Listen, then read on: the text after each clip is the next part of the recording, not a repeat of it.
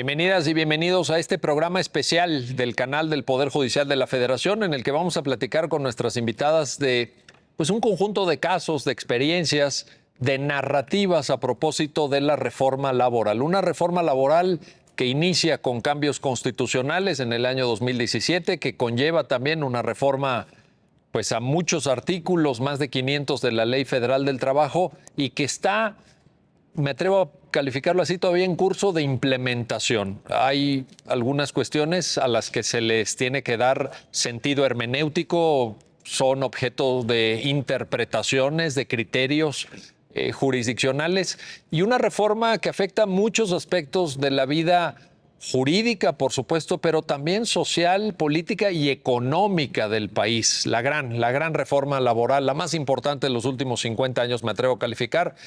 Y para entender esta casuística, en parte novedosa, le doy la bienvenida a este programa especial a la jueza de distrito Karen Yareli García Arizaga. Karen, bienvenida. Muchas gracias, Miguel, por la invitación. Un gusto. Y igual el gusto es nuestro de que estés aquí. Y también le doy la bienvenida al programa a la jueza de distrito Lucía del Socorro Guerdo Alvarado. Lucía, bienvenida. Muchas gracias, Miguel, también por la invitación. Es un gusto estar aquí. Qué amable. El gusto es para nosotros.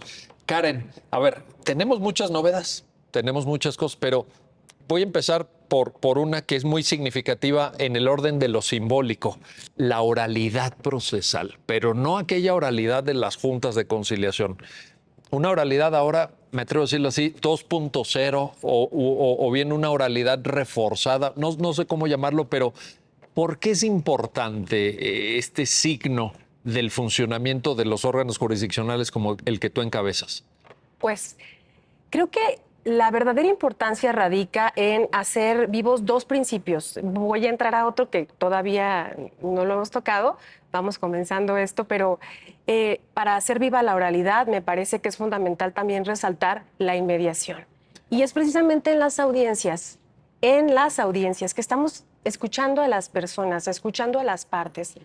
Y como la oralidad implica una escucha activa, precisamente tiene todo que ver con la inmediación, que sea la persona juzgadora que está ahí escuchando a las partes. Eso exige, desde luego, sólidas bases y herramientas de oralidad para conducción de audiencias. Pero no solamente eso, yo creo que el reto no solamente queda para nosotras como personas juzgadoras, sino también para las abogadas, los abogados y todas las personas que coadyuvan a la impartición de justicia. También las personas peritas, expertas, que participan en muchos juicios, por ejemplo, los conflictos individuales de seguridad social, a ellas también se les exige que tengan herramientas para poder llevar con la oralidad un adecuado ejercicio de los derechos. Y cuando digo un adecuado ejercicio de los derechos, me refiero, por supuesto, a aquellos que se tienen que hacer valer en la audiencia. Para muestra un botón. Antes, en materia laboral, como recordaremos, no teníamos recurso alguno. Sí. Pues esta parte de tener una instancia para recurrir a alguna determinación, eso lo veíamos ya hasta el amparo directo o indirecto, ¿verdad? En algunos casos. Pero ahora tenemos un recurso, el de reconsideración, y tenemos que resolverlo en la audiencia en pleno ejercicio del principio de oralidad, pero las partes también, doctor, lo tienen que promover en la audiencia, ya, digamos, alejándonos de estas modalidades escritas a las que estábamos bastante acostumbradas en materia laboral, porque aunque la ley señalaba que el sistema, la materia era predominantemente oral, lo cierto es que, bueno, sabemos, se limitaba mucho a los actos escritos. Entonces yo creo que por ahí. Oye, y además me gusta mucho que hayas puesto en conjunción el principio de oralidad con el de inmediación, porque también en ese procedimiento predominantemente oral de antes de la reforma, no te escuchaban los titulares de las juntas también. La verdad es que en el día a día de desarrollo de la audiencia, pues era con los secretarios, a veces que incluso con las personas mecanógrafas. Me parece que lo que acabas de señalar, al final del día va dibujando una justicia laboral de mayor calidad. Correcto. Porque tienes enfrente las partes.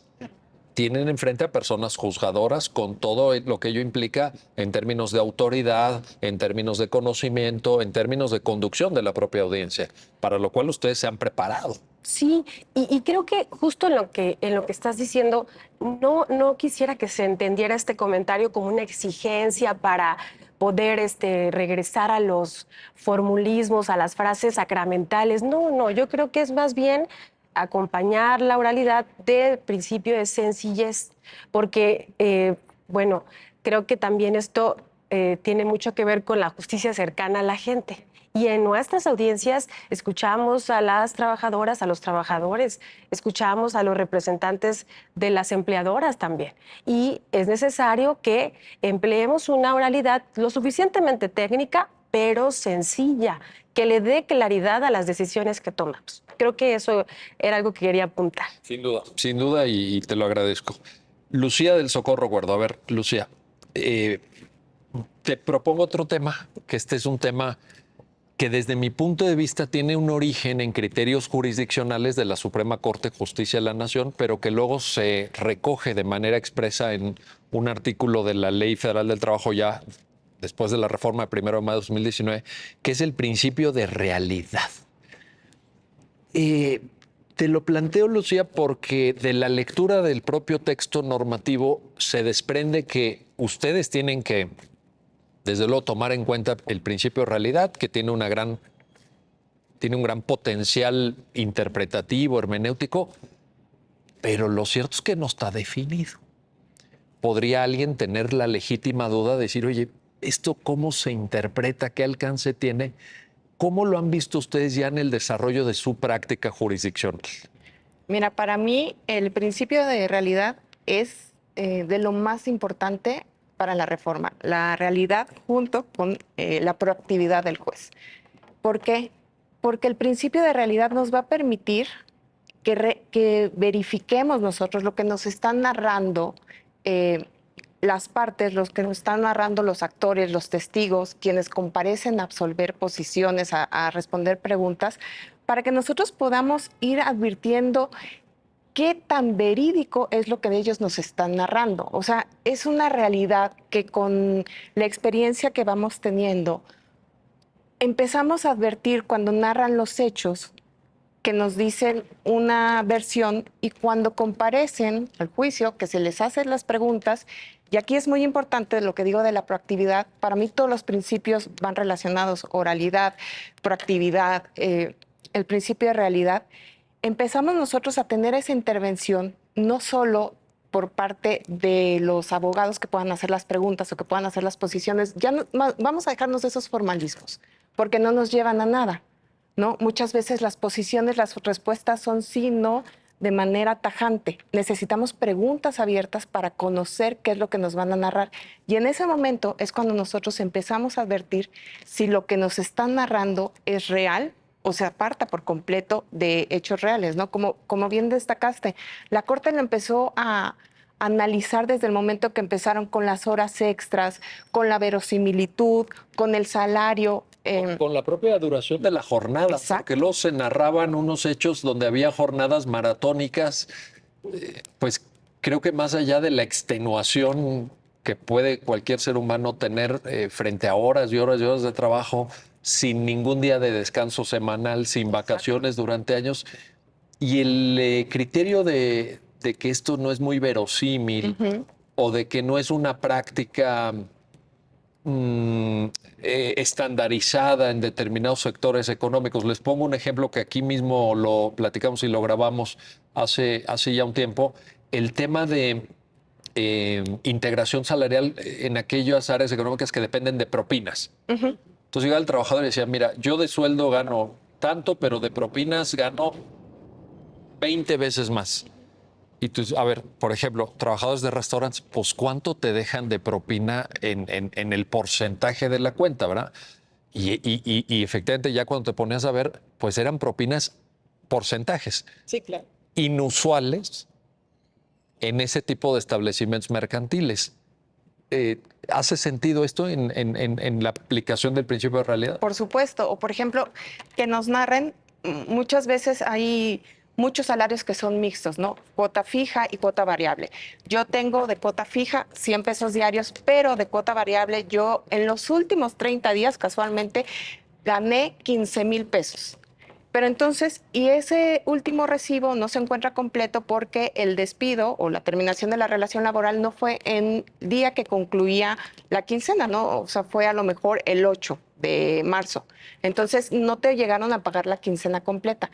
Pero si entonces tú empiezas a analizar los recibos anteriores y adviertes que las comisiones máximo en el mes que pudo tener una comisión más alta llegó a 3,000, 4,000 pesos, ahí la realidad lo que me está diciendo es que es inverosímil que en los últimos 30 días hayas tú podido tener este salario que mencionas. Entonces, yo creo que la realidad deriva del conjunto y de la valoración conjunta de la totalidad de las pruebas. Deriva de lo mismo que te va narrando el actor. Muchas veces ellos al momento en que realizan sus declaraciones, que eso ya se podría tener como una confesión, por supuesto, ya te narran un salario real o ya te hablan de comisiones, ya te empiezan a dar cierta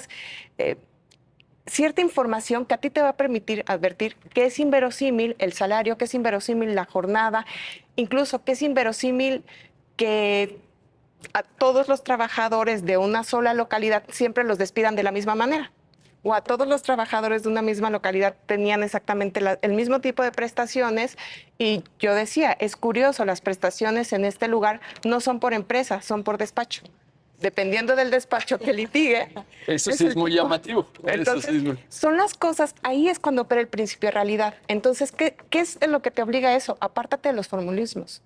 No te vayas simplemente a la literalidad, no te vayas a cómo se formuló. Es que la posición que formuló está mal planteada y contiene una confesión. A ver, tenemos que sensibilizarnos. Llevar una audiencia oral, en ese momento formular preguntas, plantear alegatos. Cuando tú les estás desechando las posiciones, les estás desechando las preguntas, es complejo. Entonces yo creo que también tenemos que aterrizar un poco las ideas y apartarnos de esos formalismos de decir, es que la pregunta que formuló, la posición que formuló, ya lleva una confesión expresa. A ver, analízalo en conjunto. Ese formalismo sigue aplicando. ¿Podemos nosotros privilegiar las mentiras y condenar a un demandado con base en hechos que son irreales? A mí me parece que no. A mí también me lo parece, pero ciertamente se hacía y se ha hecho. Karen, en este sentido, el comentario de Lucía nos pone en una perspectiva del derecho mexicano del trabajo hoy día, el derecho mexicano del trabajo vigente, que tiene una poderosa herramienta de combate contra actos que me atrevo a calificar en un sentido el más amplio posible como fraudulentos, o mejor dicho todavía, de simulación.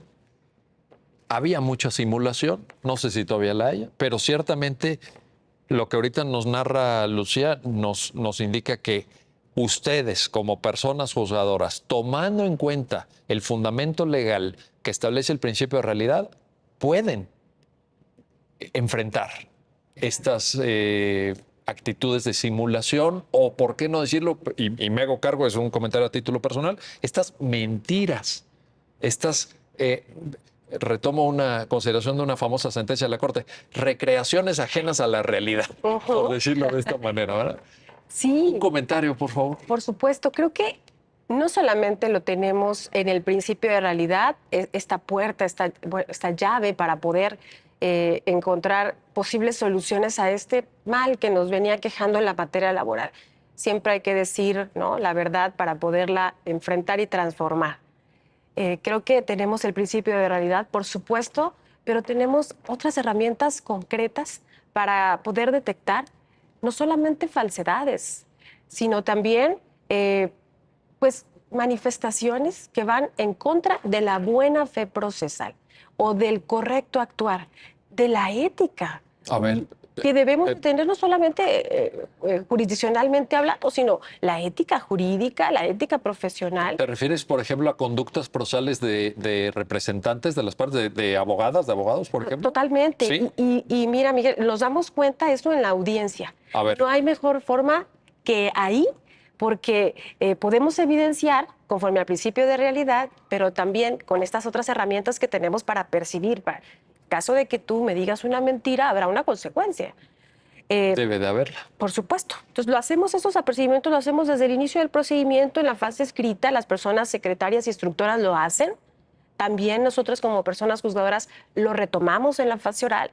Y la idea es que detectemos precisamente esas versiones alejadas a la realidad y las podamos evidenciar en la audiencia. No porque queramos evidenciar a una persona, sino porque precisamente lo que buscamos es la verdad.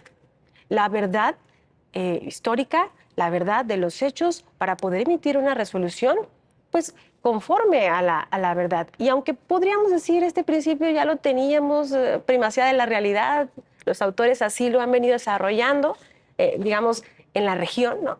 Pero entiendo que no estaba positivizado. O sea, había sido objeto de construcción jurisprudencial. De acuerdo. Había sentencias, aquí mismo grabamos un programa sobre despidos por razón de embarazo, pero que en las cuales se aducía alguna razón, pero la mujer finalmente era, o la persona gestante era despedida ya en el último tramo del embarazo. O sea, Totalmente. era poco verosímil, ¿no? De acuerdo. Volvemos al principio de realidad, verosimilitud de los hechos, pero sí creo que estamos en esa transición. Justo por experiencias prácticas que hemos tenido en nuestros tribunales, nos hemos podido percatar que todavía hay una renuencia de las abogadas y los abogados, no de todos, no de todo el foro, en donde pretenden sorprender a la autoridad. Esto no es posible. Sí quisiera yo que las personas que nos escuchan en tu programa y sobre todo las y los estudiantes de Derecho, que siempre les hablo a ellas, escuchen este mensaje. El derecho del trabajo se está transformando, pero ya es una realidad. Sanciones a personas que buscan alejarse de la verdad, falsear los hechos, y lo voy a decir, me hago cargo, como dijiste, cobrar 2 veces una misma prestación. Ah, caray.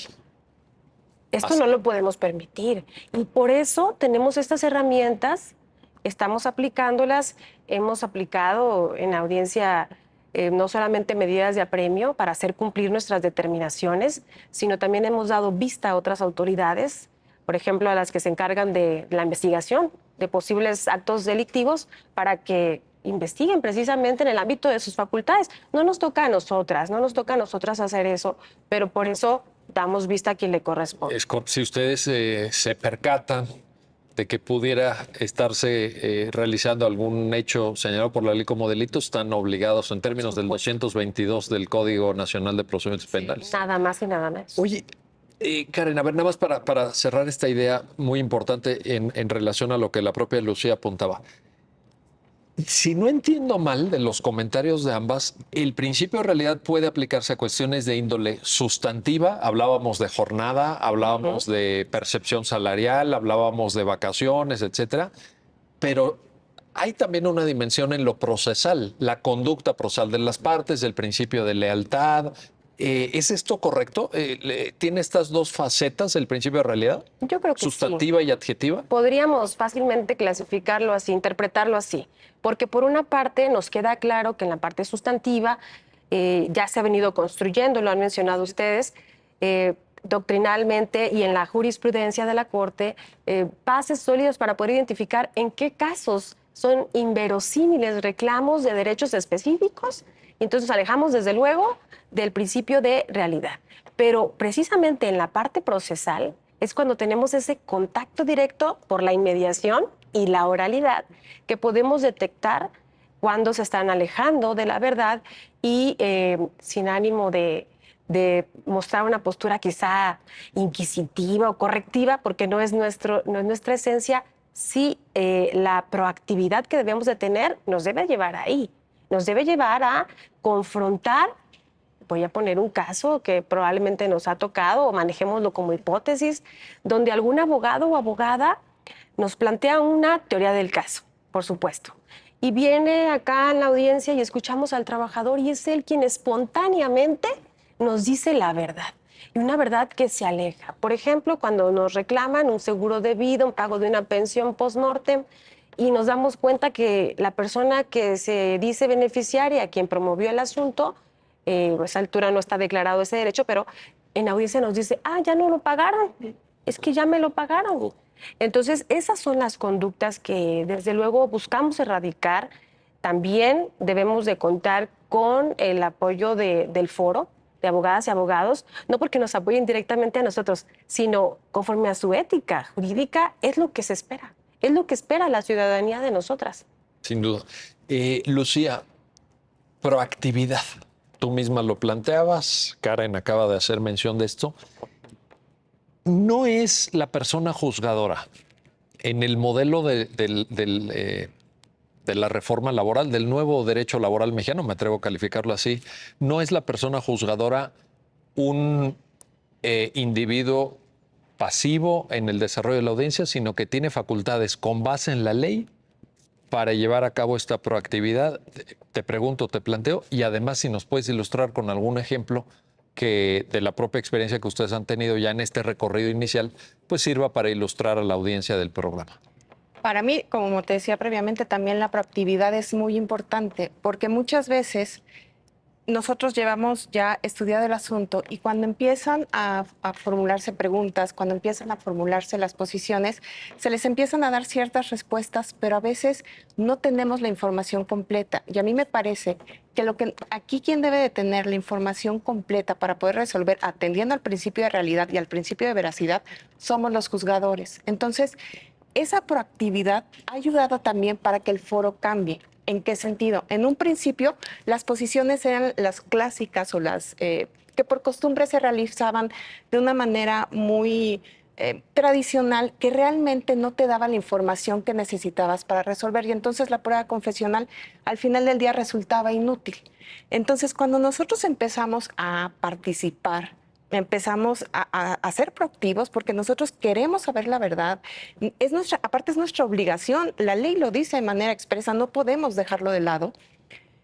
Eso ha hecho que el foro empiece a cambiar las preguntas, que el foro empiece a hacer preguntas abiertas. Incluso ha sucedido que, por ejemplo, son varios testigos o varios absolventes, los separas, hace algunas preguntas el apoderado de la parte que hubiera ofrecido la prueba, y nosotros intervenimos, hacemos pregunta y en el siguiente desahogo de la prueba, el abogado hace propias esas preguntas, ¿no? Entonces, eso ha ayudado porque yo creo que aquí, como bien dices, la implementación continúa y vamos creciendo todos de la mano, ¿no? Entonces, la proactividad del juez es muy importante. Por ejemplo, en un caso reciente ya se había desahogado la prueba confesional a cargo del patrón. Se lleva a cabo ahora la prueba confesional a cargo del trabajador, pero por la forma en la que le formularon las posiciones o las preguntas al trabajador, había un pequeño punto que definía el asunto. Entonces dije, bueno, en términos de los artículos de la Ley Federal del Trabajo, ahora que me permite que yo también realice las desahogo de pruebas que estime pertinentes para conocer la veracidad de los hechos, nuevamente voy a formular preguntas al patrón. Le hice una pregunta y con esa pregunta se resolvió el asunto. Entonces, claro que la proactividad sirve. ¿Por qué? Porque entonces tú vas a obtener, y aparte, el hecho de ser proactivo también de alguna manera demuestra el interés que tienes y el compromiso que tienes con la sociedad y con el foro de hacer tu trabajo de manera correcta. Todos estamos aprendiendo y el foro y los abogados están haciendo preguntas, pero nosotros tenemos que estar atentos en todo momento al que llevamos la audiencia en el desahogo, cómo contestan, qué es lo que contestan, y esa proactividad, esas preguntas muchas veces son el punto fino que nos va a permitir que nosotros podamos resolver el asunto. Incluso sumado a la proactividad con la verosimilitud, nos va a permitir también llegar a conciliación. ¿Por qué? Porque es algo que también les digo. Si ustedes narran hechos verosímiles, si al momento en que se defiende la parte demandada lo hace apegado a la realidad y de manera verosímil, es más fácil que cuando lleguen las partes yo pueda tener esa intervención, que también es una intervención proactiva, y poder llegar a conciliar. ¿Por qué? Porque para mí, a título personal, y también me hago responsable de lo que digo, nosotros podemos ser conciliadores sin prejuzgar, y podemos hacer propuestas y podemos hacer cuentas. Y en el momento podemos incluso, sin que esto resulte una confesión de la parte actora ni una aceptación por la parte demandada.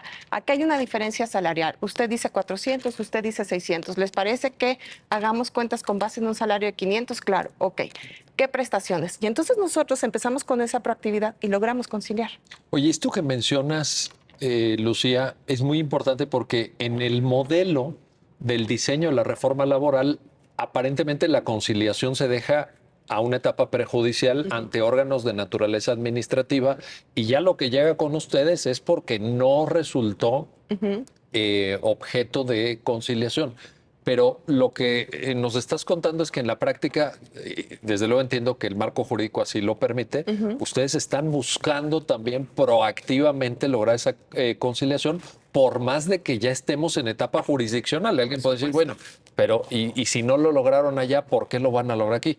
Pero ese papel de ustedes también lo estás viendo en la realidad, ¿lo viven ustedes? Por supuesto, y es que hay que cambiar la perspectiva. La conciliación no es perder el asunto. La conciliación es un derecho humano que tienen las partes para ser ellas quienes mediante el diálogo concilien el asunto y determinen cómo darlo por concluido. Oye, a ver, y cuéntanos, en la práctica, ¿qué tan eficaz es esa búsqueda de la conciliación ya en un punto del procedimiento jurisdiccional? Yo en lo particular no he tenido tantas conciliaciones, pero te podría decir un 10-20% sí se ha logrado. O es que la carga de conciliar. ustedes es más de órganos públicos federales, ¿verdad? Que no concilian. Tienen ahí, bueno, ese temita también, ahorita lo platicamos. Sí, pero ciertamente el papel de ustedes va en esa línea. Por supuesto. Incluso ya una vez que se dictó la sentencia, y si las partes acudieron al amparo, pueden solicitar una conciliación y pueden una modalidad de cumplimiento de la sentencia. Y entonces también se logra y evitas ese desgaste. Pero yo creo que aquí es muy importante entender que la conciliación es un derecho humano de las partes y que cuando nosotros les estamos dando esa oportunidad de que lo vuelvan a retomar es porque estamos respetando sus derechos humanos. Eso es lo más importante. Entonces, cambiar la visión de todas las bondades, por así decirlo, que una conciliación le puede dar a las partes, porque al final de cuentas el juicio lleva un desgaste. Sí. Tenemos conocimiento que después de la sentencia se van a ir al amparo, los tiempos que tardan en resolver. Entonces, ellos deben de estar conscientes en todo momento que ese es un derecho humano que lo pueden utilizar y nosotros como jueces proactivos tenemos la obligación de dejarles muy en claro cuáles son los derechos humanos que tienen. Ojalá que haya muchos abogados y abogadas que te escuchen, porque no, es que hace mucha falta. Sí.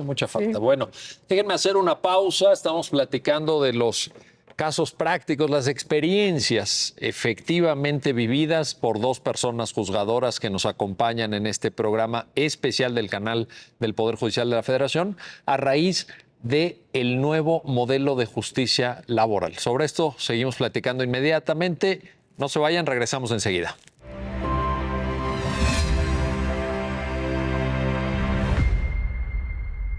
Ya estamos de vuelta, ya estamos de regreso en este programa especial del canal del Poder Judicial de la Federación. Estamos platicando con nuestras invitadas de los casos prácticos de la reforma laboral, las experiencias que ellas han ido pudiendo atender y desarrollar en este primer momento de la implementación. Me atrevo a pensar que todavía no estamos en fase de consolidación. Se tomará probablemente algún tiempo, dada la profundidad de la propia reforma, pero hay muchas cosas nuevas sobre las que tenemos que platicar y tenemos que entenderlas y desde luego saber interpretarlas bien. Karen Yareli García, decías esta parte de juntando inmediación, oralidad, etcétera, del aprendizaje de ustedes como personas juzgadoras. ¿Qué pasa con el tema del orden en las audiencias, del papel que cada quien juega? ¿Cómo lo han vivido esa parte? Porque ciertamente ya teniendo una persona juzgadora enfrente, con toda la majestad que eso implica, con toda la autoridad que la ley les da a ustedes, pues ya cambia muchas reglas del juego, ¿no? Pero ¿cómo se está viviendo en la realidad? Creo que vamos bien, Miguel, en esa parte, porque justo con cada determinación que vamos tomando, vamos abriendo brecha. No cabe duda que esa transición ha sido difícil, pero, por ejemplo, en audiencia, ¿qué estamos haciendo? Me parece que voy a hablar desde la experiencia personal, quizá resulte representativa con algunos compañeros. Desde un inicio en la audiencia les explicamos a las partes quién conduce la audiencia, quién la dirige y lo que eso implica. las herramientas que tenemos para mantener el orden en la audiencia, para reprimir interrupciones, para incluso aplicar correcciones disciplinarias, cuando el objeto es, desde luego, mantener el orden en la audiencia y que se pueda desarrollar de manera continua en cada una de sus etapas. De ahí que las experiencias ya nos han puesto en esa posición, vaya, en ese lugar de ubicar que a veces ciertas personas, si acuden a audiencia, intentan ir un poco más allá. ¿A qué me refiero? Por ejemplo, queriendo hacer alguna manifestación, interrumpiendo las participaciones, interrumpiendo incluso una determinación que se está tomando por la persona juzgadora. Y esto lo digo no por el hecho de que seamos a quienes nos toca conducir la audiencia, porque la ley así nos obliga, esa facultad nos da, pero por el simple respeto y la buena conducta procesal que debe asumirse en todo procedimiento.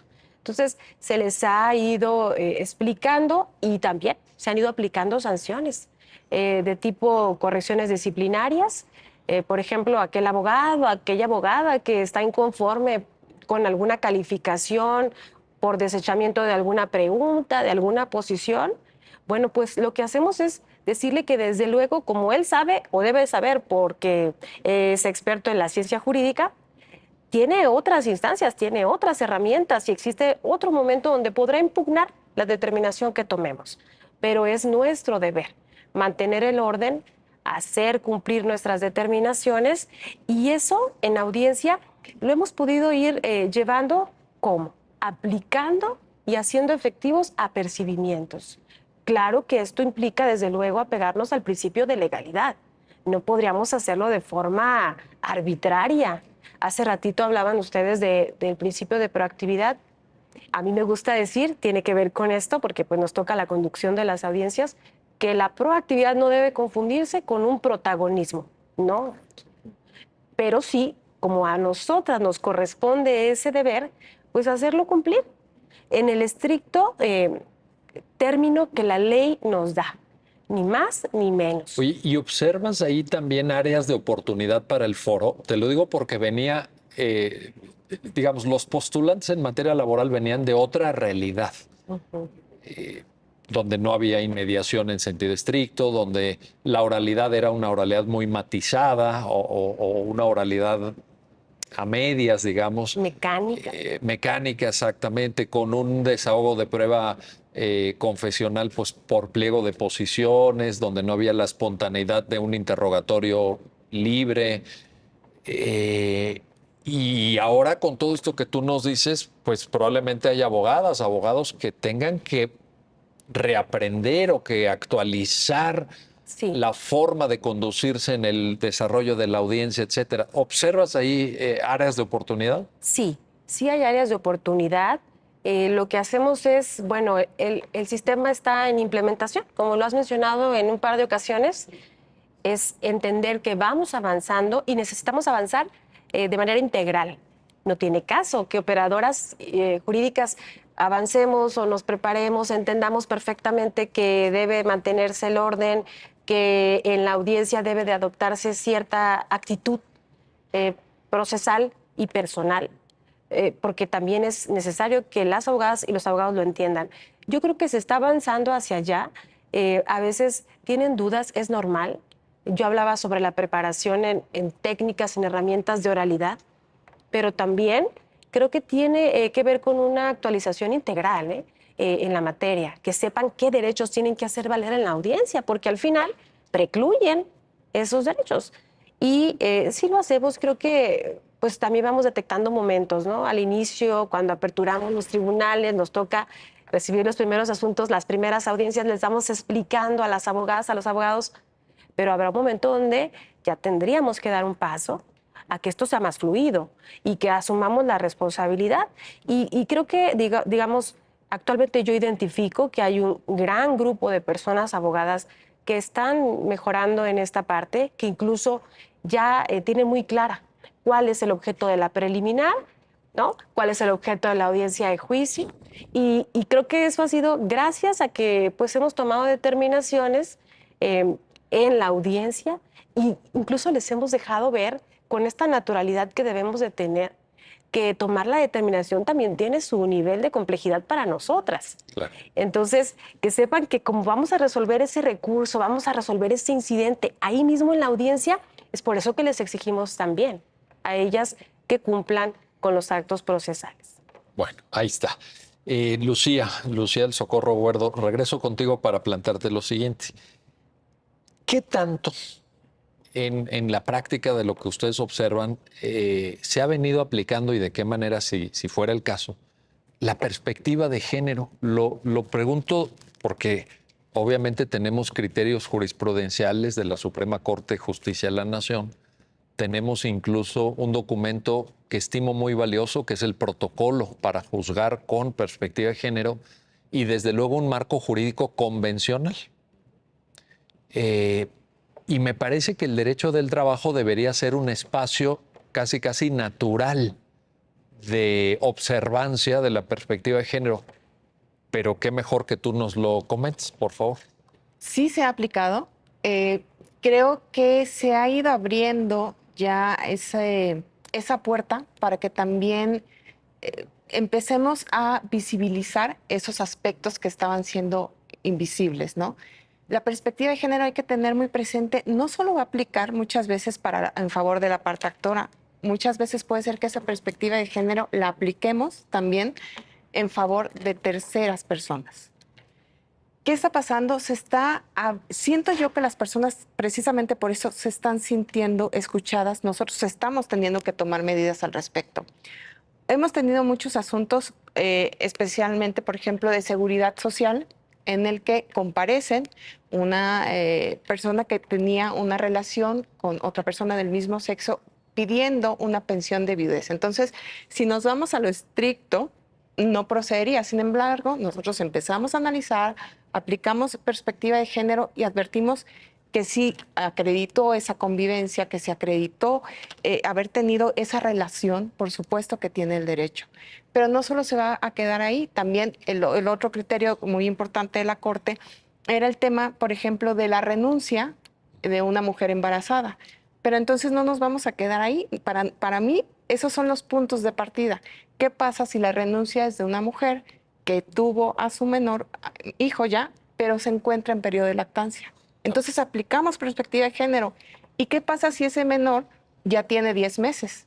Entonces ya no está en periodo de lactancia en lo que expresamente se establece en un principio de los 6 meses. Pero si nosotros nos vamos a diferentes normativa internacional, advertimos que la lactancia ya es hasta los 2 años, ya hay razones fundamentales. Entonces empezamos a aplicar la perspectiva de género combinado con el principio de realidad y podemos advertir que entonces no es verosímil que una persona que acaba de ser madre, que tiene más hijos, que es cabeza de familia, haya renunciado a su empleo. ¿Y cómo lo hacemos? Aplicando la perspectiva de género.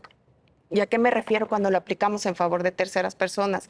¿Qué pasa cuando se da una rescisión laboral y la rescisión laboral se da por un tema de acoso? La perspectiva de género la vamos a aplicar en favor de las personas que sufrieron ese acoso y entonces no son propiamente parte del juicio, porque no es ni parte demandada ni es parte actora, pero sí es una parte principal y muy importante en el procedimiento, porque sin su declaración, sin su dicho, se podría venir abajo ese asunto.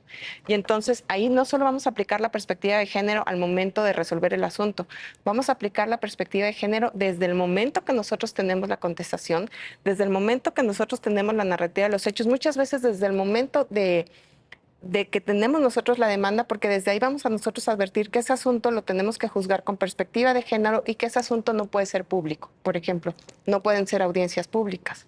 Y entonces vamos a tomar medidas para que las agraviadas se sientan con la confianza de comparecer al tribunal debidamente protegidas, sin prejuzgar, ¿no?, también a la parte actora, pero tomando nosotros ciertas medidas de tenerlos en todo momento separados, tener cuidado en el tipo de preguntas que se les realizan, no revictimizar, incluso poderles dar el uso de la voz y decirle, además de lo que ya declaró, además de lo que las preguntas que le hicieron, ¿quiere usted agregar algo? Habrá quien te diga que sí y habrá quien te diga que no.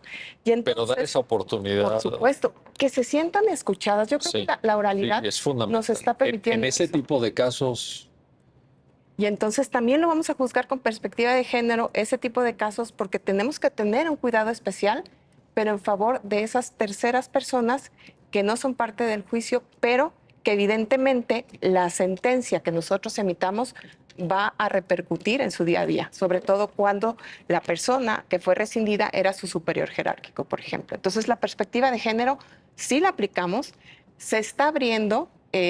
Creo que ese entendimiento, esa claridad de cuándo aplica, porque tampoco se puede hacer uso de ella de manera indiscriminada. No, y también hay una parte de comprensión, Claro. como tú misma apuntas, de saber en qué casos sí, en qué casos no, de qué manera, con qué alcance, qué contenido tiene la metodología para Sí. juzgar con perspectiva de género, los famosos pasos que están Sí. detallados en el protocolo, etcétera. Y puede haber gente que de manera legítima tenga dudas, ¿no? Que diga, oye, pues a mí me parece que esto no es así, o que sí es de tal manera, etcétera.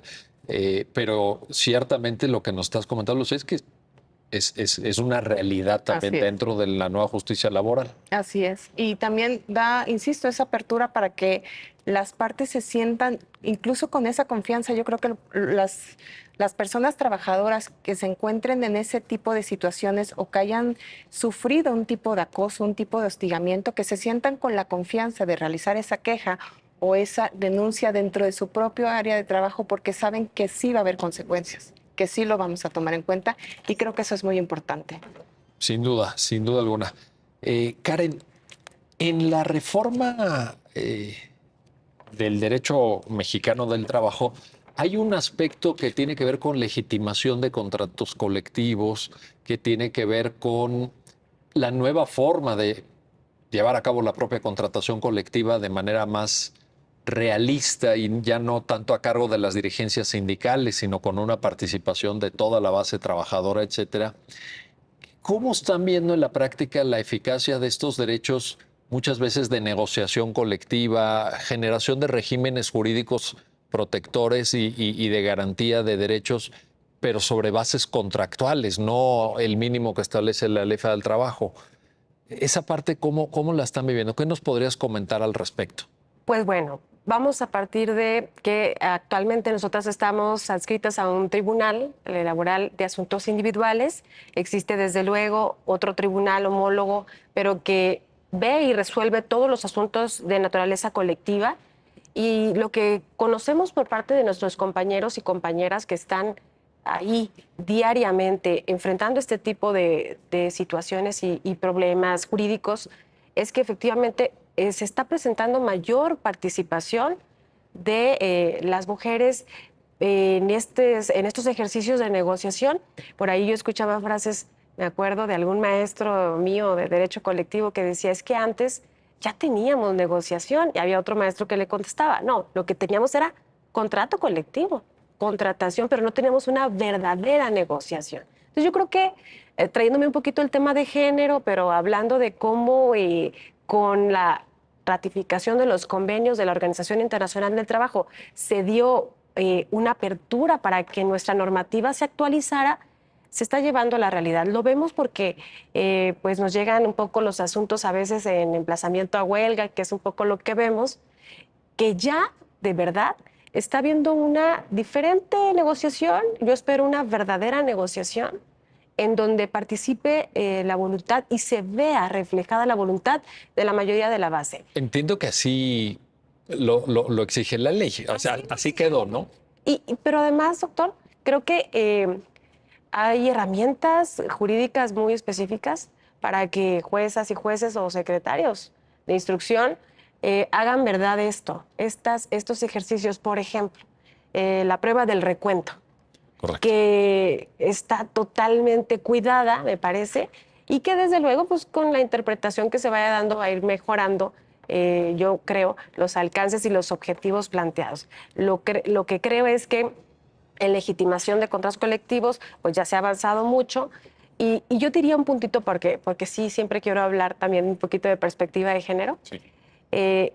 Esto también nos tiene que llevar a que las directivas sindicales empiecen a tener mayor representación de mujeres. Está ordenado por la reforma. Claro, y en posiciones o en cargos que de veras signifiquen toma de decisiones. Sí, no en la Secretaría de Acción Cultural de... Asuntos sin importancia. Sí.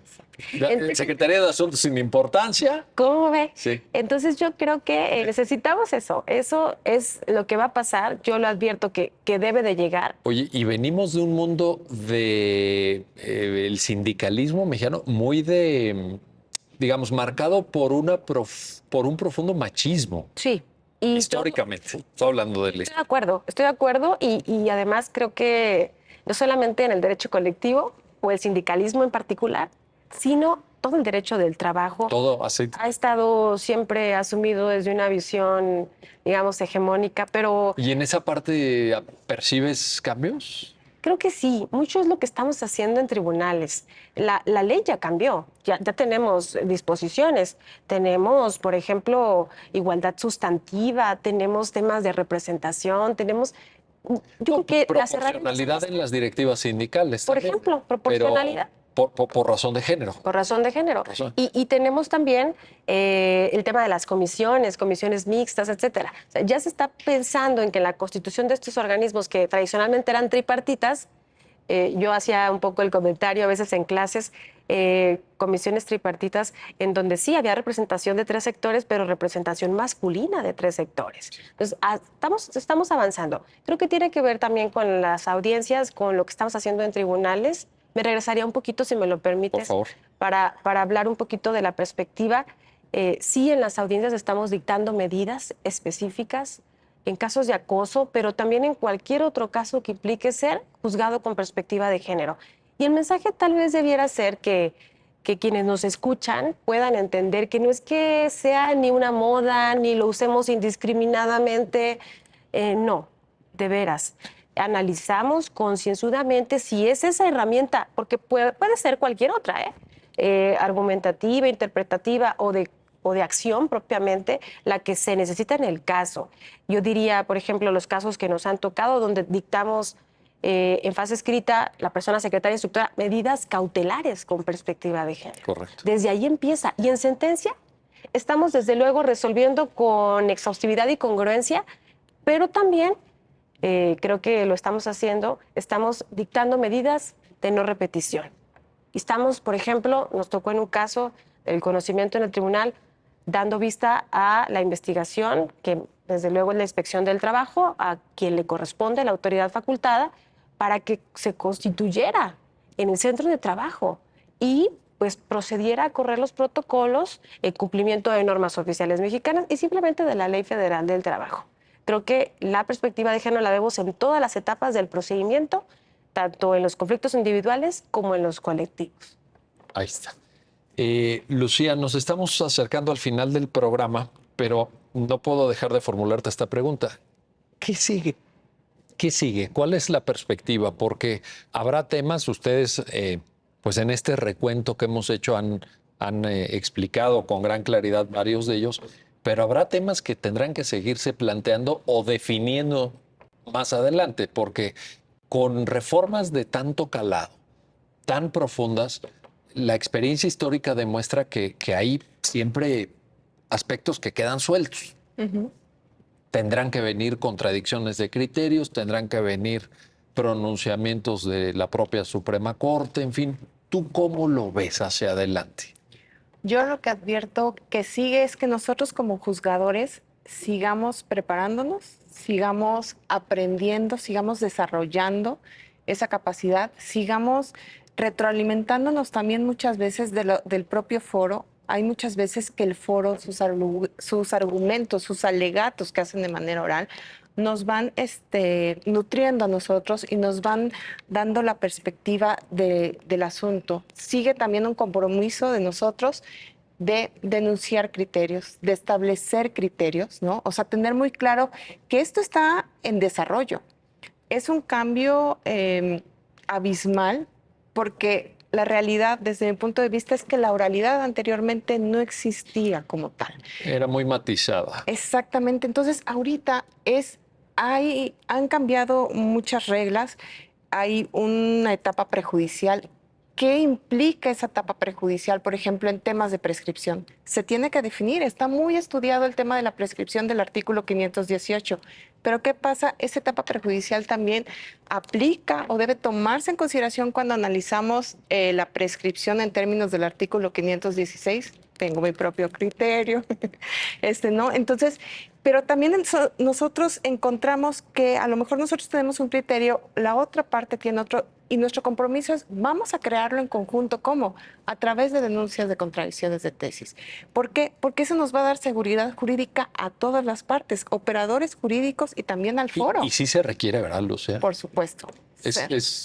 Es importantísimo que nosotros estemos en ese contacto entre nosotros mismos, que estemos al pendiente semanalmente de lo que está sucediendo, claro. Para ustedes. También es una guía, ¿no? Por de que supuesto. ustedes caminen sobre seguro, Claro. de que ya se fijó un criterio, así se tienen que interpretar tales o cuales principios y en su tarea cotidiana al frente de un juzgado especializado, pues puedan darle la oportuna observancia, ¿no? Por supuesto, porque aparte, ¿qué va a hacer cuando nosotros tengamos este tipo de criterios definidos?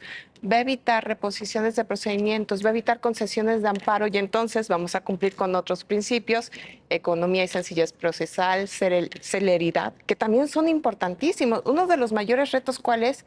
Resolver los asuntos en un término prudente, en el término que marca la ley. Creo que los datos en ese sentido son buenos, ¿no? Sí, en ese sentido son muy buenos y precisamente es lo que nosotros tenemos que seguir realizando. Entonces, nuestro compromiso es ir formando criterios.